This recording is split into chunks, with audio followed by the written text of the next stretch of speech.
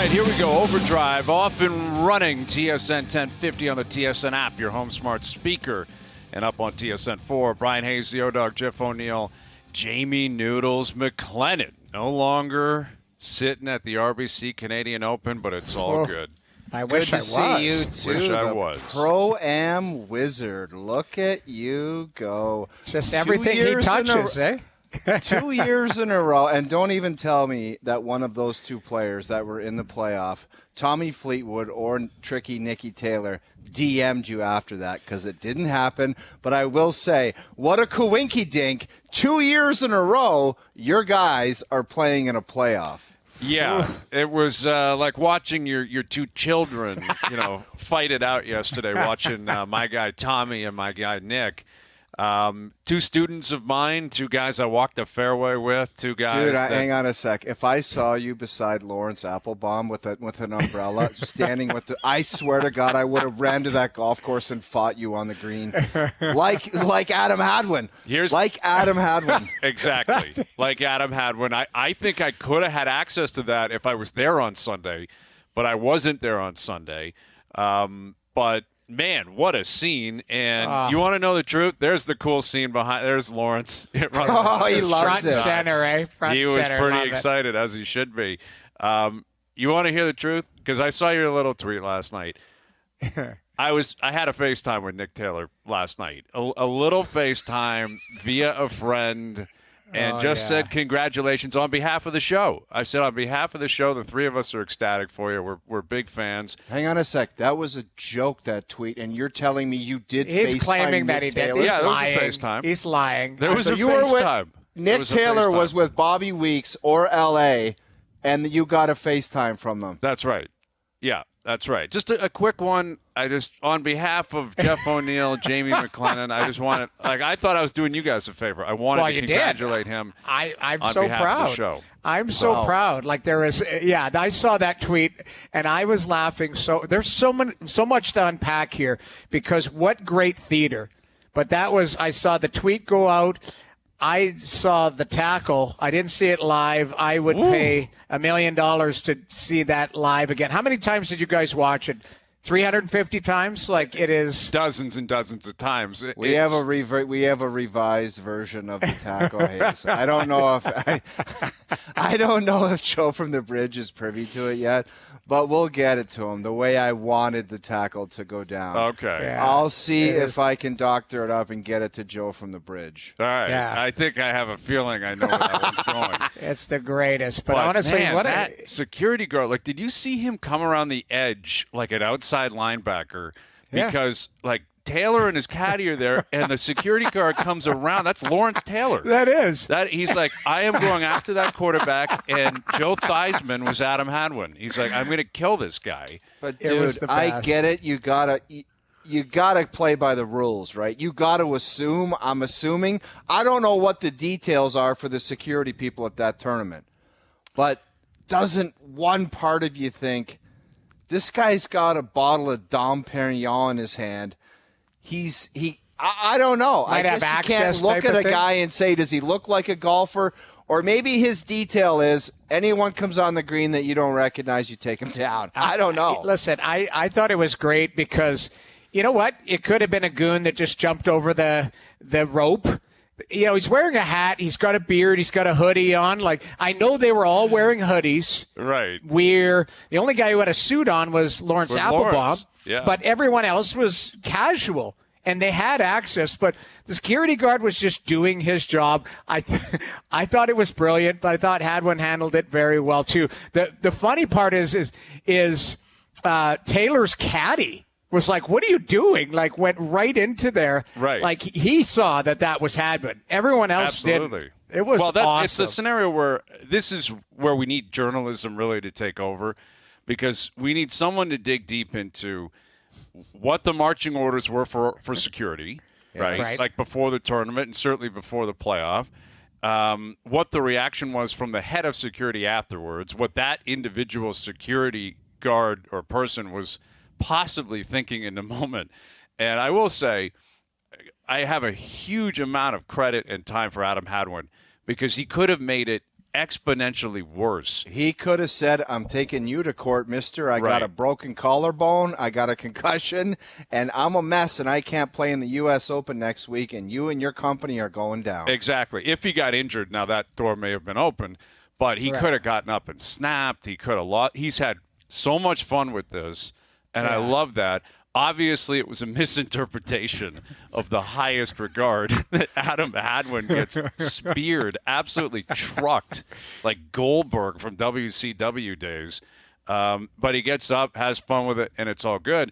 And it just adds to the theater of the moment where Nick Taylor, that was the pinnacle moment in Canadian golf history. Like, that moment is the putt now. Right, it's a where were you when it happened moment, and you could just say it's Nick Taylor's putt, and everyone will know what that means.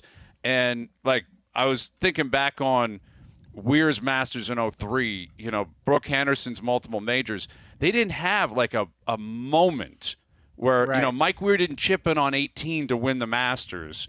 If anything, Len Matisse puked away the playoff. Mike Weir 3-putted to win the green jacket in the playoff.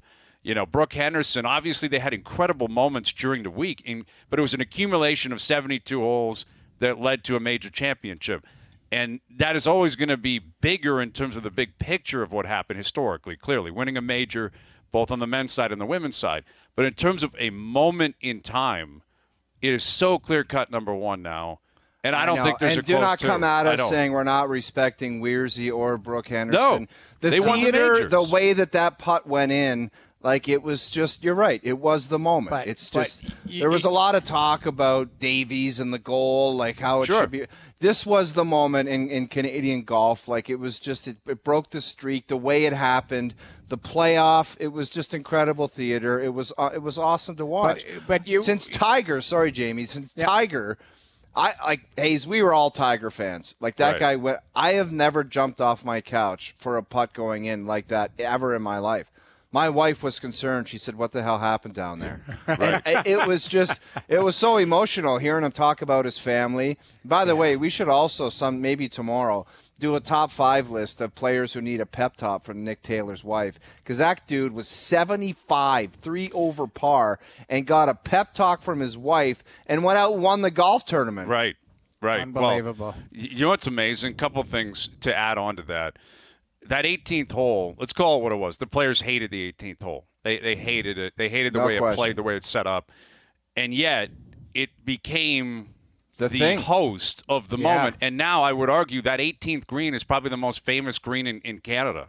It's probably the most famous green in Canada, and likely will be for a long time. At the Abbey, you know how many people drop a ball in the bunker and say, hit the Tiger Woods bunker shot? Exactly. People will drop the ball on that green if there's pins anywhere near there and say, I want to try the Nick Taylor putt. Right. Pace it out 72 and try to make Nick Taylor's putt. It becomes the spot that you got to try. Every time you're at Oakdale, you got to do it.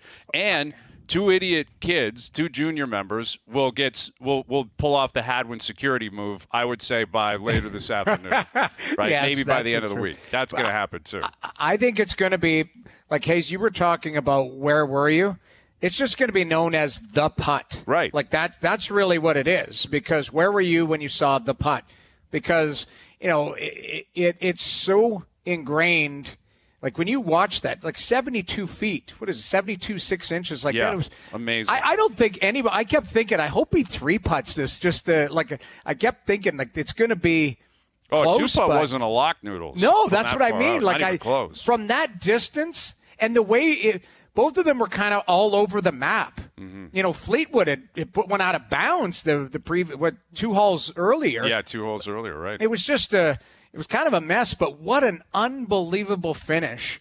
And, the fans getting involved, like you couldn't have asked for a better scenario. It was incredible. I think as it went on, there were more and more people just engaged with it. Like, there was no flicking the channel, going back and forth. And it was like, we are dialed in here until this gets sorted out. And I honestly thought I wasn't sure how that was going to unfold because Fleetwood might have been in a better position heading into that last putt. Well, he had 3 chances to close on the 72nd hole. Like, parring that hole is a disappointment for these guys. Right. And he pars it on the 72nd hole. He birdies that. We don't go to a playoff. Fleetwood wins by 1.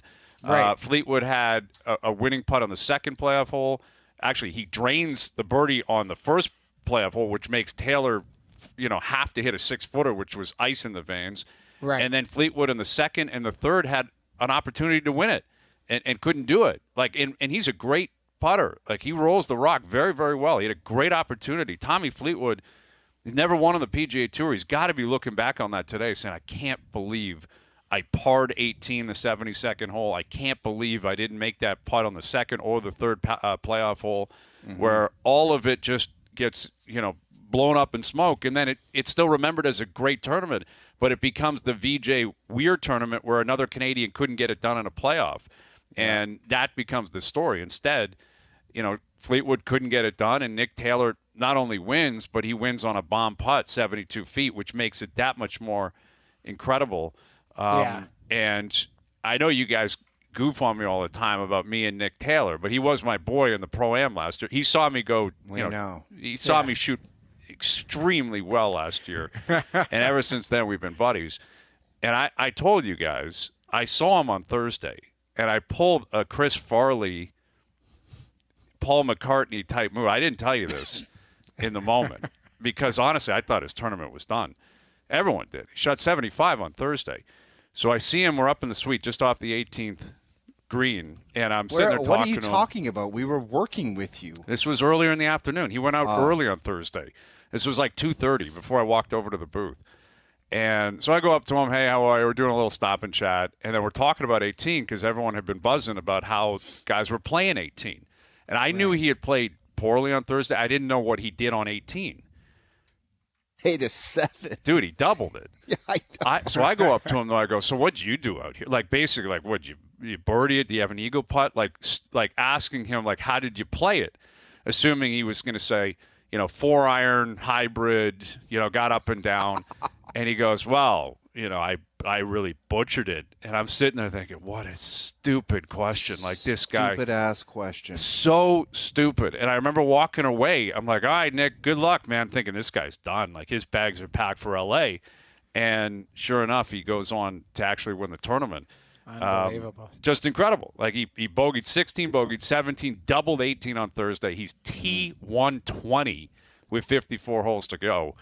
And ends up winning it. Just incredible. Yeah, if we had the chance to talk to him today, I'd have 3 questions. One would be about just how unreal it was to see that putt go down from that far away. Like, that's literally. I was talking to one of my teaching pros today at Weston. He said you would still put balls down there and not make that putt. Like, right. that is just a 1 in a zillion.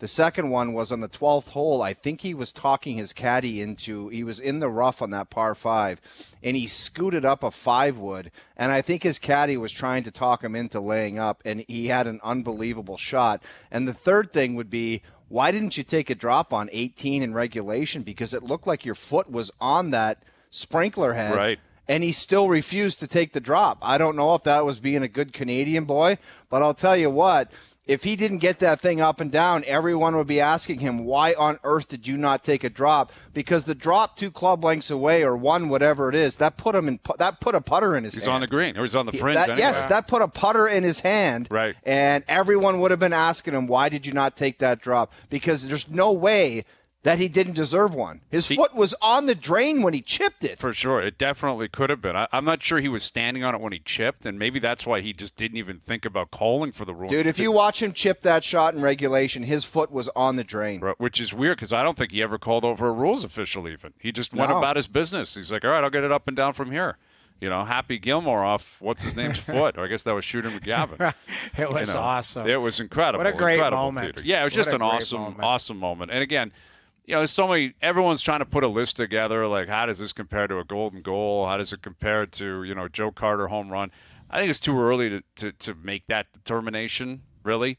But it was a Canadian on Canadian soil, the Canadian Open, in a playoff, 4th playoff. Like, everything adds up to just remarkable theater. Like, the fact that it's in a category where golfers would put it higher than non-golfers, but it's a heritage moment. Like, there's no question about it. It's just a great, great moment.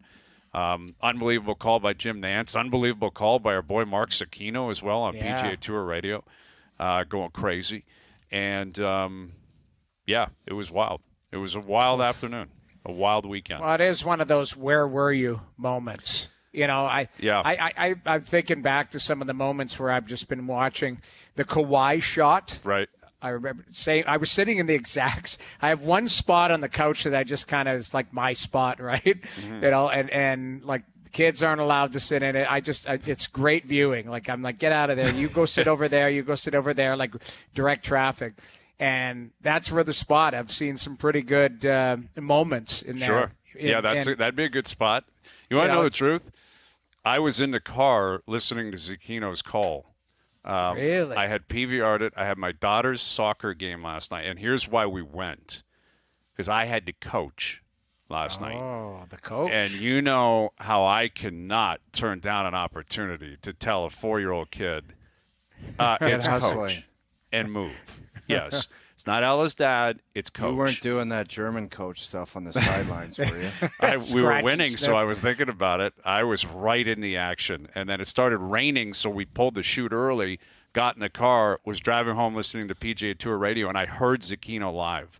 I heard him live going crazy for that putt, and I couldn't believe it. I got home. I had taped the whole thing, and it was just incredible. It was an incredible scene. So I'll never forget that. I was in the car listening to Zucchino on the way home, coming off a flawless coaching display where we won. Let me guess, on a serious note, there was one parent complaint about your coaching. There was, there was a one woman that I could tell wasn't happy with something, right? I don't want to get into details. The head shake? Did you get a head shake? There was some shaking of the head because there was a drill we were running that was somewhat discombobulated because I don't really know what the hell I'm doing. And that's why I joke about coaching and the ego play that comes with it. All you can think of is the parents are staring at you saying, this guy's a buffoon and what the hell's going on out here? You know, I don't want to deal with that. I'm not the coach. The coach is away. He had asked me last week. I said, listen, I'm going to be out of town, but if I get home in time, we'll be there and I'll take over the show. And that's exactly what happened. You know, we bag on him a lot, but Struddy Struddy coaches a select team for kids. Yep. I think they're like 10 years old. And he has one great saying, because I've always asked him about like lunatic parents that complain about ice time and that. And he said at the starting of the season, he has one motto. And I think it's hilarious, but it's so true. He goes, you can complain with your feet. He goes, you can complain to me with your feet as you walk away from my team. He said like that. He goes, my word is law for the coach, and you can have input, but he said, ultimately, complain with your feet as you walk away. Yeah, that works. I got to get a shirt made out of that next time I complain coach. with your feet. I love that. We're talking 4-year-old kids, 5-year-old kids playing soccer. They don't know what the hell's going on. Yeah. But so anyway, shout out to Nick Taylor. It was, and now he gets to relax a little bit before the U.S. Open, and already the videos are starting of people dropping balls in the rough. Like, we get it. We know the U.S. Open week, LA Country Club, awesome stuff. But from a Canadian perspective, I think that's a good question. Like, what would be more memorable? Let's say Corey Connors goes on to win the U.S. Open this week. Does that pass Nick Taylor? I'm not sure it does because it's the Canadian Open. And right. I don't know, because like Weir has won the Master. It would be a remarkable story. But what would be the biggest story in golf in 2023? Corey Connors winning the U.S. Open or Nick Taylor winning the Canadian Open? Whew. Yeah, just the way well, what adds to it is the fan reaction because it's in Canada. Right. And it's like the U.S. Open, of course, like winning the U.S. Open is such an accomplishment, but you'd pan the crowd and it would be like this, like, great job, Corey Connor. Yeah. Like the theater and everything, the moment, I think the Nick Taylor putt would dominate the Canada golf scene. I think so, even too. if a guy won a U.S. Open. I think that probably puts it into perspective. That alone puts it into perspective that I'm not sure it can be topped this week. But I will suggest that security will probably take a different approach to whoever wins the U.S. Open this week. And that wasn't the only goofy thing that happened. You see this Conor McGregor mascot scene down in Miami where McGregor sent him to the ER. Was it Bernie the mascot? They were doing Like, there's another question. What was a goofier segment over the weekend? Hadwin versus the security or McGregor versus Bernie the mascot? That is Ace Ventura, but it's gone wrong, right? You remember when Ace was roughing up the mascot right at the end? But this guy's a trained killer. Right. Like, you have no idea what's in that bird. Like, who's in there? That could be a senior citizen. And he's a trained killer, blah, blah, blah. He's a dummy, too. Like any idiot that thinks that was acceptable in the play fight that was supposed to be staged. He's a moron. Yes. Like, give me a break. Stupid. Stupid. Jesus. But he obviously, I'm sure he thought there was more padding. I think that's the danger of fighting a mascot. Yeah, but in the padding. In the rehearsal, not one person said take a left-hand hook and hit the guy as hard as you can and then get him again when he's down, regardless if he's got the stupid mascot head on. The guy's a moron. Okay, it's just show it again, he's continuing to do stupid things like as if that was in the rehearsal. Yeah, and then he hammers him again when he's down. It's like, yeah. And I think even the people around them, Bernie the mascot, were like, this is a little bit over the top, Connor. Like, I get it. You probably were paid to be here. It was some publicity stunt. But just an outrageous play. And I think Messi might have been there, too. Imagine Messi's watching this. Like, what the hell is happening in North America? Yeah, what am I in here? What am I in? Security guards crushing guys. Mascots getting laid out. Messi might just say, screw it, man. I'm going back. I think that the security guard with Hadwin, though, like, what is the line?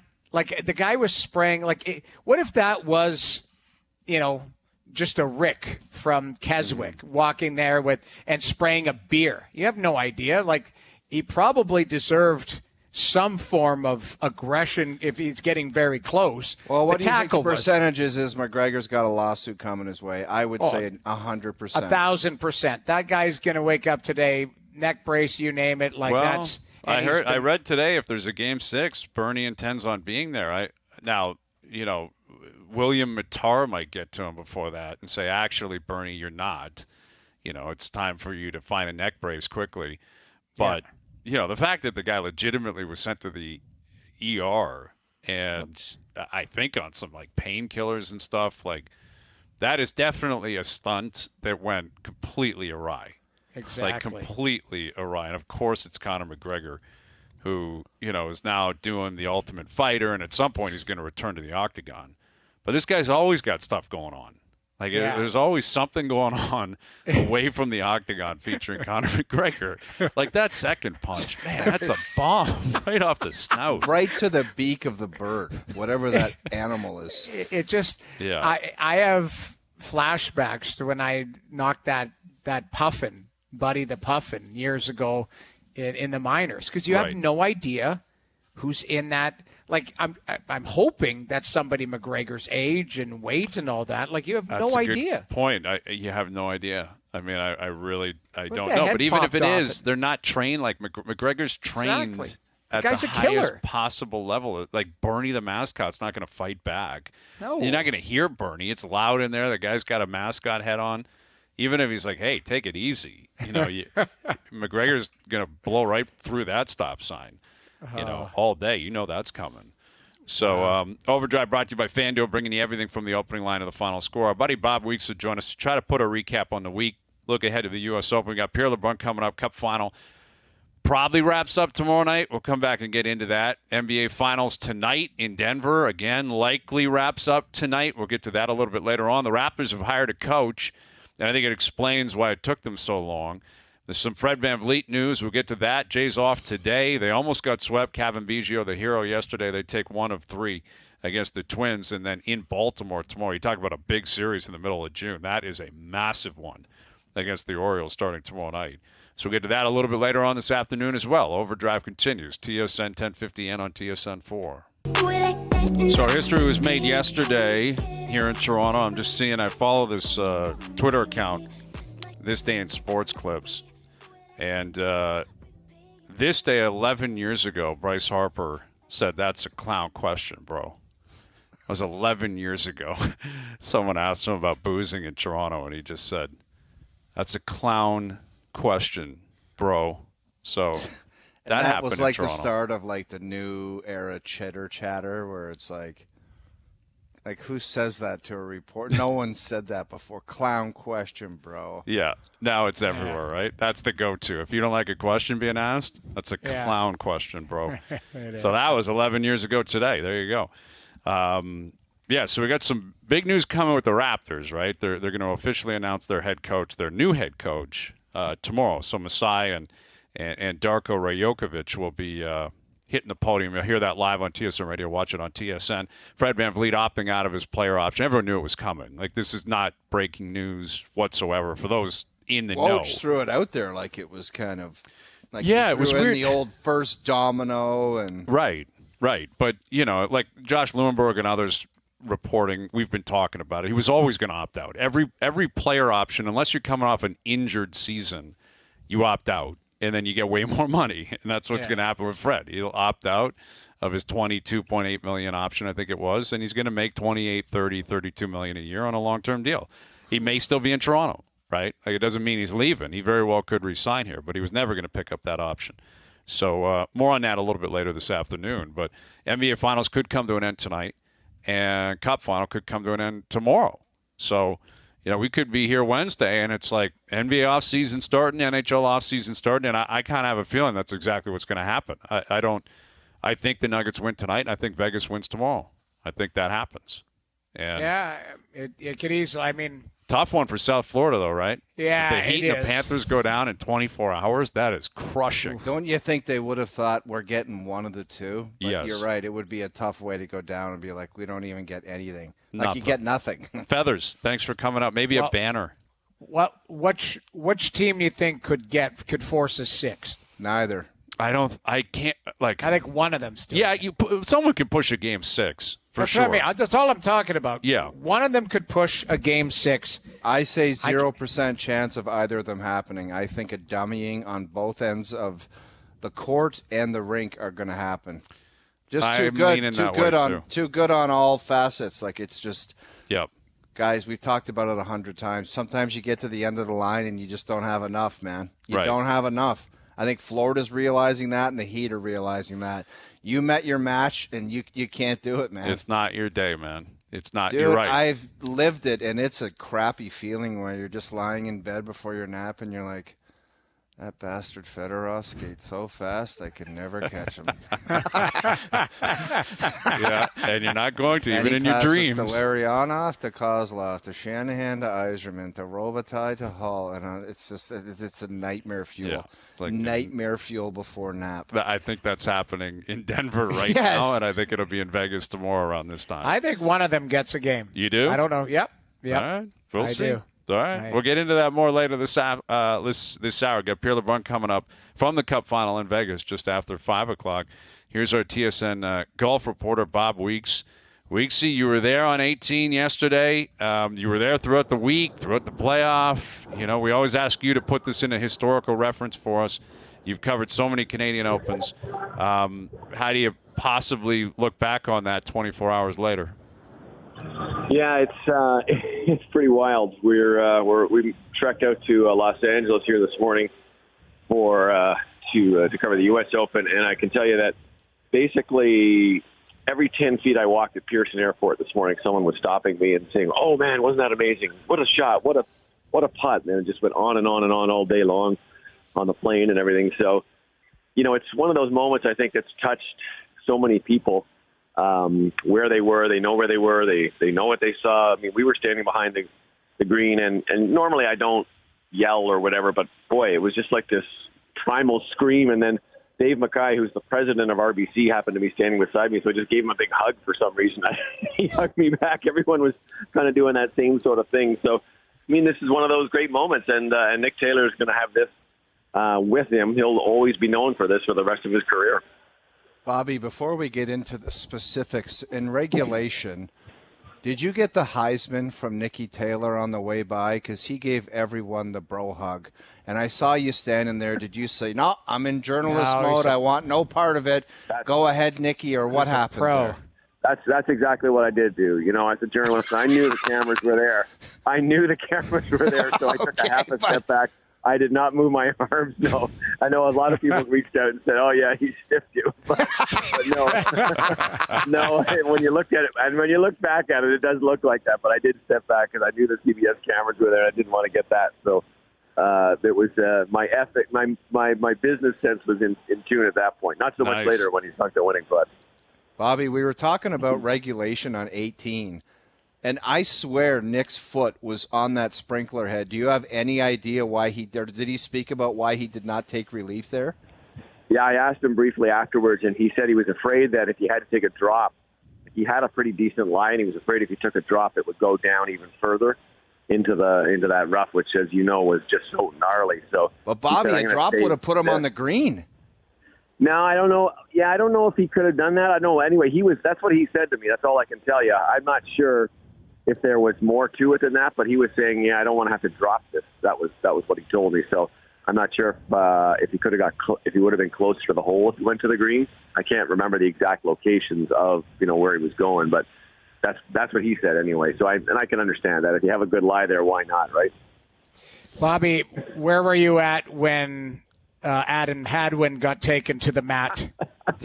I was walking towards the green walking towards Adam to try and get our interview with him, and it was funny because just before that there was a woman who ran from the other side of the green through the bunker, and as she climbed up over the bunker, this guy grabbed her, and I don't think he quite got her to the ground, but he sort of like wrapped her up, and they were getting pretty physical because I don't know if you guys remember last year, but they came right up to the corner of the green when the guys were still trying to finish, and they almost lost control of it. So there was no fooling around this year. But I love the way Adam, man, if you look at it again, he takes the bottle and he puts it up over the guy's head and out of the way and doesn't spill a drop until he kind of gets towards the ground. So that's a good Canadian guy. You don't want to waste any drinks. Absolutely. And handled it great, too. He could have complained. He could have snapped.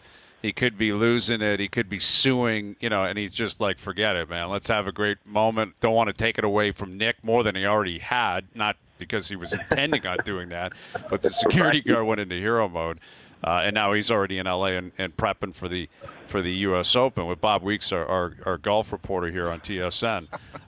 Speaking of the Open, we proposed this hypothetical, and I think you're the perfect guy to ask. Let's say Corey Connors, using him as an example, he goes and wins the U.S. Open this week. What is the bigger Canadian golf story at the end of the year? Nick Taylor winning the Canadian Open or Corey Connors the U.S. Open? I'd have to say probably Corey Connors winning the U.S. Open. There's 4 majors, and you don't get many chances to win them. I know Corey was kind of kicking himself after the PGA Championship when he was in such good position to try and have a chance. And as Graham Gillette said, when you get in those chances, you don't know if you're going to get another one, so you got to really try and make it work. But I think the majors have more of a global scale, although this one, I will tell you, this one, I've gotten emails and texts from people from all over who are just so happy for Canadian golf and realized how big this was. But I still think a major is going to be a little bit bigger at the end of the year. With Bob Weeks. Sorry, let me throw another hypothetical at you. We're really grilling you as if you haven't been working hard enough. Because Taylor achieved 2 things that seemed borderline impossible over the weekend. After Thursday, he was T120. He was tied for 120th, 3 over par, and he also hit a 72-footer to win the tournament. If you were to propose this question to him or any other pro golfer, which avenue would they rather take to try to win a tournament? Have to hit a 72-foot putt or start T120 with 54 holes to go? Which one do you think they'd choose? Ooh, wow. I would probably go with the start T120 because, a 72-foot putt, that's the longest putt of Nick's career. And you don't see too many of those. Mac Hughes rolls them in, seems like more often than not. But I would say that if you can come back, as Nick showed, you can come back from a 75 and probably get close to winning more often than you would sinking a 72-foot putt. You could have put a small bucket of balls down there. I bet you couldn't make that shot again. Right. Us as mortal human beings would have no chance. I don't think. Maybe we'd have more blind luck than anything else. But there was an element of luck in that putt for sure. But obviously, I think the first round would be the way I would go. Yeah, I think you're probably right. I think most players would say, give me a chance over 54 to grind back. The amazing thing is with Taylor, he sets a course record on Saturday he put himself back. You knew he was in it going into Sunday. It's not like he shot 59 yesterday. He had a remarkable round. But nobody. Yeah, go ahead. I was just saying nobody really went crazy, right? That front side, if you look at his scores on the front side in the last 3 rounds, I think the lowest, there were 234s. He shot 31, 32, 31, 32 on the front 9. And he was 3 under on 3, 4, 5, and 6 on the weekend. Those are the hardest 4 holes on the golf course. And when you're making up a ton of ground in that stretch when you're making birdies on those holes, and that's, to me, is what he really did. Bobby, the Canadian Open kind of got dumped on again with the live stuff right off the hop. Now that we're into the U.S. Open, who is everyone going to be looking to hear from once you guys get there to L.A.? Is it going to be Rory again, or is it going to be the live guys? It's been a great weekend for Canadian golf. Now you're getting back into it at the U.S. Open. Who are you guys going to be looking to hear from first out there? I want to talk to some of the live guys because we've heard from a few of the PGA Tour guys, but I don't think there's been much of a word other than Phil tweeting stuff. But I think some of the live guys, like a Brooks Koepka, I would love to hear from. Any of those guys, I think, is what we want to hear from and see what they're going to do, because there's so many theories and people don't really know where it's going to go. Like if I was a live guy, I honestly would be a little worried about what's going to happen to live.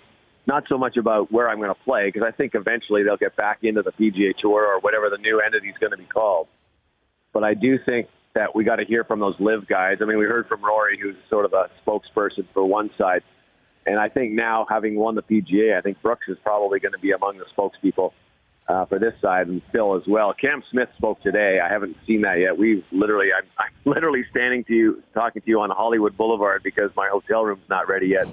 We're staying pretty close here, so producer Mike Kaczynski and I decided to be tourists for a couple hours. But I haven't seen what he said, so I don't really know exactly what's going to happen from Cam Smith. But it's those live guys. We got to hear from them. Bobby, last one for me on the RBC Open. Was it Tommy Fleetwood? If he looks back, wakes up today, does he feel like he let one get away here in those extra holes? I think so. I think when they played the 9th hole, he had about a 6-footer to win, and he just dead pulled it. I happened to be sort of standing right on his line, and that was a really good opportunity. That was not a hard putt, and I think he missed it there. On the other side, it kind of ebbed and flowed a little bit.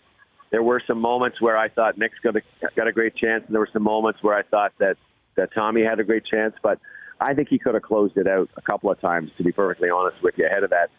Listen, it's hard. It's easy for us to sit here and talk about that, but when you got to make a putt and to try and win a tournament, it's a little bit more on it. He's got this rep now, right? He's won lots of times in Europe, but he's never won on the PGA Tour, and he has had chances that he's kind of thrown away. In all honesty, he probably should have won it in regulation, because that last hole he should have made a 4 on it in regulation instead of hitting a bad drive and bad second shot. Well, and that was what we were talking about all week, was that 18th hole. It's a funky par 5. The players kind of off the record didn't love it. It was getting chirped by media and fans online. And then it supplies, it's the host of some incredible theater. Some of the PGA Tour's most incredible theater we've ever seen. Nick Taylor rolling in a 72-footer. You've been basically everywhere on every course across the country. Considering what Taylor did there yesterday, does that put that 18th green at Oakdale, does that become the most famous green now in the country? Is it in the conversation? What does that do for that hole in particular, but even just the green based on the history that was made yesterday? All I can say is when they first went down to play at TPC Sawgrass, the players absolutely hated the golf course, and especially the 17th hole. They just thought that was the biggest gimmick going. Some of them still hate it, but that's kind of, I think, what happened over a shorter period with the 18th hole. Yeah, listen, it's goofy. You got to hit with a 4-iron off on the last hole of a big tournament. You got to go 4 irons. It's odd to hit more on your second shot than you're hitting on your first shot. But I think, like you said, it provided a lot of drama. It provided some excitement. It was a great moment. They played that hole 3 times in the playoff, and every time it ate their lunch basically until Nick rolled in that 72-footer. So. I didn't mind it as theater, and listen, these guys get spoiled. They play the best golf courses in the world week in and week out. So for them, did they change it, Bobby? Could they change it where it's a driver and then a 3-wood or 5-wood or whatever? You can't move that tee back any further. I think what you do is you make it a par 4, but then again you lose the drama of an eagle putt as opposed to a birdie putt. Yeah. Oakdale's going to get this tournament again in 2026. They're already talking about making some changes, moving a few holes, getting rid of the 10th and the 11th holes, and putting some other ones in. So we'll see what it looks like next time around, and maybe they'll find a way to add some length to that, because it'd be nice to have him hit a driver and then off that tee, but I'm just not quite sure how you design that hole so you can do it. Enjoy yourself out there, Bob. Have a great week, buddy. Thank you for doing this. Take care, guys. Bye-bye. Bob Weeks, our TSN Golf analyst. Never sleeps, Bob. He's already in L.A., cruising around, waiting for the U.S. Open at L.A. Country Club. And it's going to be a big week in the golf world. Big week. Still got a couple of majors left. So more on that as we get closer to the Open on Thursday. Pierre LeBrun in about 20 minutes on the Cup final. Is it over? We're seeing some hirings around the NHL. We're seeing some rumors pop up around the NHL. We'll get into all that with Pierre. And the Raptors going to unveil a new head coach tomorrow. We'll get into that, what it means for Vet Van Vliet, his future in Game 5 of the NBA Finals tonight. OverDrive continues. TSN 1050 and on the TSN app. All right, Pierre LeBrun in about 15 minutes. Game 5 of the NBA Finals tonight. Raptors announcing a new head coach tomorrow, and this one really came out of nowhere. Like, it really came out of nowhere. Darko Rajakovic. And Dude, is he a former player? No, he's been a lifer. Like, he's been a coach. He was a coach in Europe when he was like 16 or something. It's a lot like the Nick Nurse story. A lifer, been around forever, assistant in the NBA. Needs a chance. Needs a chance, probably interviewed incredibly well. But it speaks to why they took so long, because no one else was interviewing him. He wasn't on the radar of anyone else. It doesn't mean he didn't get interviews, but it's not the equivalent of Nick Nurse going to Philly or Monty Williams or Ime Udoka. So what do you think he sold them on? Like, tell me something that he could possibly have sold them on. It sounds as if he may have sold them on player development, which could speak to their upcoming plan, right? It could speak to possibly a rebuild, a retool, and I think he's like a progressive offensive mind. And I think that's a big part. Remember, Masai said he was basically bored. He hated watching this team play. Offensively, it was infuriating last year. And a lot of that was Nurse, but a lot of that's simply on the players. So if you want to change things, sure, you bring in a new coach, but you got to overhaul the roster. This team's not good enough. Like, not even close to good enough. You remember the meeting, Nick Nurse told us a story behind the scenes where they were all having a meeting and they were all talking about these fancy ideas about how to create offense. And of all people, Kawhi Leonard stuck up his hand and said, give me the damn ball because I score the ball. Right. Forget your stupid ideas. But guess what they don't have right now? That guy. Right, exactly. Right. For biggest moments, Siakam's a really good player. Really good, but Pascal is not wired to be like the man. Like, I'm going to dominate and personally drag you anywhere. He's a supporting star. Yes. And I'm not sure Scotty Barnes gets to a point where he's like a killer on the court. He feels like they're probably hoping for that. They absolutely have to be. But I do wonder if this hire says something about, how they feel they need to take the team. Because that had been the conversation, right?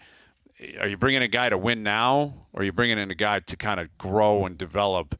It feels like a growth and develop hire, right? Right. So, which makes you reflect on the trade deadline, and you wonder, what the hell are you doing?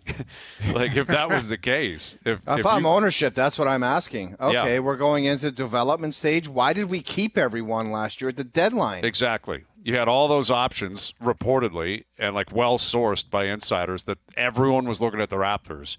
If Fred got flipped, if Siakam got flipped, Anunoby had 1 million offers on the table, and they just decided, nah, we're good.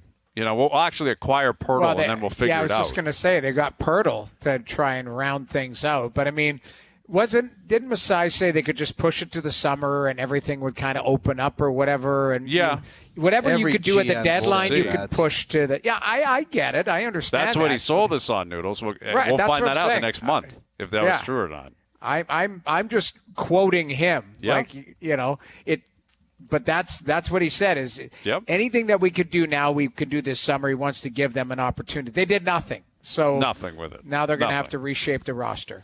Yep. And you're right. That was his sales pitch when everyone was freaking out. It was just hold up. We gathered a lot of info, and anything we want to do today we could do in 4 or 5 months. Well, now it's almost time to cash that check, and we'll see what Masai and Bobby Webster have up their sleeve in the next month.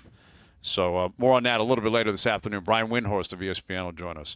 Pierre LeBrun coming up from Vegas ahead of Game 5 of the Cup Final tomorrow. OverDrive continues.